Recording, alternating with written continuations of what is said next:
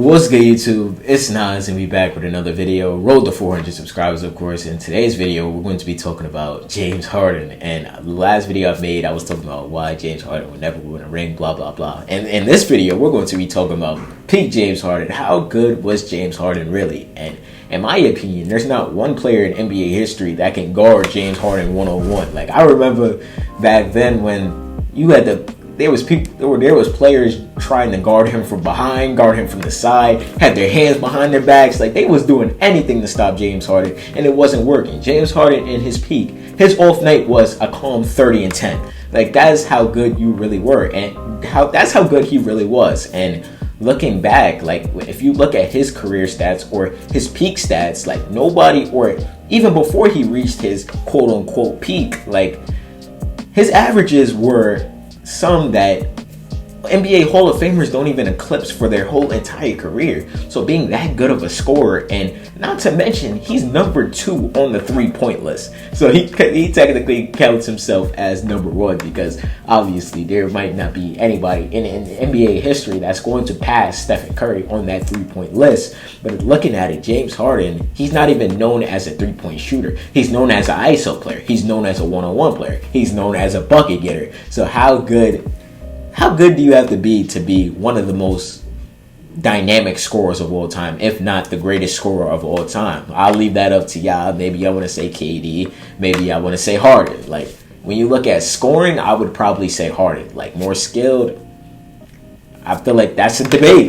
That's just my opinion. Maybe you could just say that KD is way above Harden. Or maybe you just think Kyrie is the most skilled basketball player of all time. I don't know, but that's just opinion based at the end of the day. But I just want to make up for the video that I made a couple months ago talking about James Harden will never win a ring. Maybe he does win a ring with the Clippers. I doubt it, but if he does, props to him. I'll make the video talking about how I was wrong and James Harden has eclipsed his first ring. And where does this lead him in the rankings to D Wade? Because I feel like, does Harden need 1 or 2 to feel like he surpassed D Wade? Because obviously D Wade has 3 championships, so and you can't really say one championship is really going to do it. Do you look at James Harden's accolades? Do you look at his MVP and put him over the top of D Wade? I don't know. But if you would have asked me a year ago, I would have said, yes, James Harden is better than D Wade. But after researching, basically this whole year I've been doing YouTube, because this is the first time I'm really being consistent. I used to be doing side shit. But yeah, like, when you look at it, watch the tape, watch full games, like, you would see D-Wade's impact was more than that. And D-Wade has more aspects to his game that is better than Harden. But at the same time, you can't say it's a lot, because James Harden, I feel like, is a better shooter than D-Wade, obviously. I feel like he's a better playmaker. D-Wade's the better defender. The better scorer is James Harden, obviously. But hey, man, I made a James Harden versus D-Wade video back in February, I think. So go check that out if y'all want to care. But and anyway, in his first season breaking out in the 2011-2012 season, this is when he was still the 6th man for the NBA Finals bound Baby Thunder. He averaged 17 points, 3.5 rebounds, and 3.5 assists and 4 rebounds, my bad. But looking back at the season, like, you could tell that James Harden was coming. James Harden was going to be great, whether he was playing with the Oakland AC and obviously being traded. And I remember seeing a clip where it was USA when James Harden was talking to LeBron and D Wade, and them basically telling him that he's way too good to be coming off the bench, bro. You could lead a team. And obviously, if two of the 3 best players in the world, because back at that time it was 1A, 1B between D Wade and LeBron James, like, if 2 of those players are telling you that, you gotta be something special. And we saw what James Harden ultimately ended up doing in Houston. In his first season, in the 2012-2013 season, Harden averaged 26 points per game,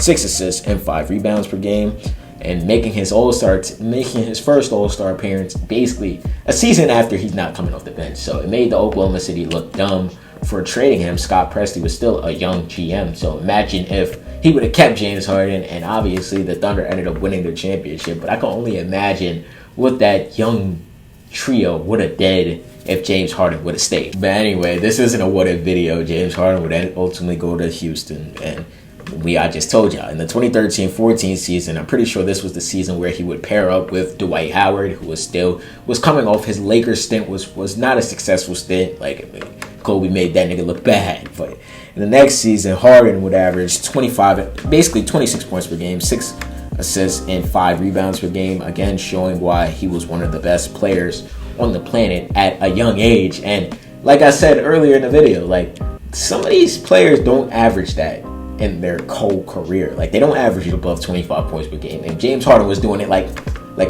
that, like right after coming off the bench. So that just showed how good he was. And he was averaging above 5 assists, basically playing shooting guard. So I remember people called prime James Harden not a passer, but James Harden, obviously right now, he's leading the league, or he leads the league in assists next to Trae Young.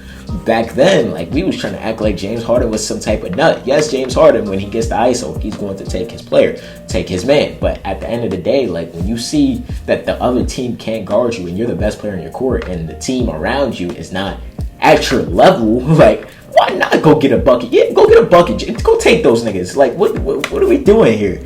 But in the next season, in the 2015-2016 season, he would become in the 2014-15 season, sorry, I'm trying to rush ahead. He averaged 27.5 points per game, 7 assists, and 6 rebounds. And if you can't tell already, James Harden was getting better season by season. Every single season, James Harden was improving his scoring. He was improving his playmaking. He was improving his finishing. He was improving his three-point shot, but at the end of the day, he couldn't get it done when it mattered most. So that's what haunts me about prime James Harden, because that's what sucks, because James Harden will never win a ring. Like, it's just crazy to say, like, you could have that good of a stamp, you could be that legendary, and I feel like James Harden's name will be remembered when he retires. There's no ifs, ands about it, what he did during his peak. We're going to get to that. We could get to that. In the 2015-2016 season, Harden averaged 29 points per game, 7.5 assists, and 6 rebounds. And in the next season, James Harden would become even better, finished second in MVP. In these last couple seasons, he was still in the MVP category. Like, he was losing to Stephen Curry. In this season, he would end up losing to Russell Westbrook, who averaged a triple-double. But if Russell Westbrook never won the triple-double, this would have been Harden's peak MVP season, where in the 2016-2017 season, he would average 29 points per game, 11.5 assists, and 8 rebounds per game. Second in assists to, obviously, Russell Westbrook. And James Harden this season was on a mission. The next 3 seasons, James Harden would be on a mission, and there's no doubt about it. In the 2017-2018 season, the season where James Harden won his MVP, he averaged 30.5 points per game, 9 assists, and 5.5 rebounds per game. And this was the season where I felt like they were going to beat the Golden State Warriors. There was no ifs, ands about it. And if Chris Paul never got hurt, if they don't miss 27 threes, if the refs don't decide to stop calling fouls in Game 7, because rewatch that game. You can't tell me that the Warriors weren't fouling the shit out of the Houston Rockets. But anyway, we all know what would happen. The Houston Rockets would end up losing, and I feel like that was Harden's best chance. In that 2018-19 season, I feel like Giannis shouldn't have won MVP this season. I feel like this was James Harden's award, but they just gave it to Giannis because voter fatigue, obviously, and Harden put on a show. Let's just say that. He averaged 36 points per game, 7.5 assists, and 6.5 rebounds per game. This is when the Stephen A. quote, he's averaging 40. That's how good James Harden was. Like 40, 47, 57, 60, 60. I could just go on of what James Harden's stats were that season. But anyway, in the 2019-2020 season, he would average 34 points per game, 7.5 assists, and 6.5 rebounds. And then last season, we're going to do his Houston Rockets, or we could do 2 more.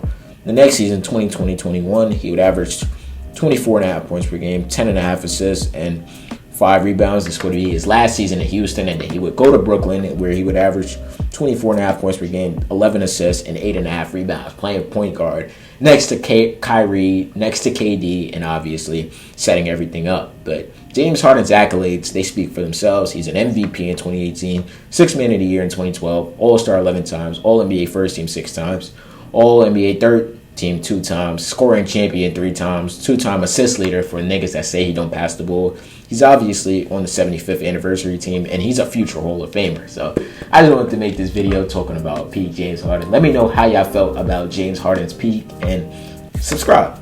What's good, y'all? If y'all made it to the end of the video, I hope you guys enjoyed this video, and engage in the channel. There's a video on the left, and I'm pretty sure the channel icon's in the right. Click one of them hoes, man. And if you enjoyed this video, leave a like. It helps me out, and I appreciate you.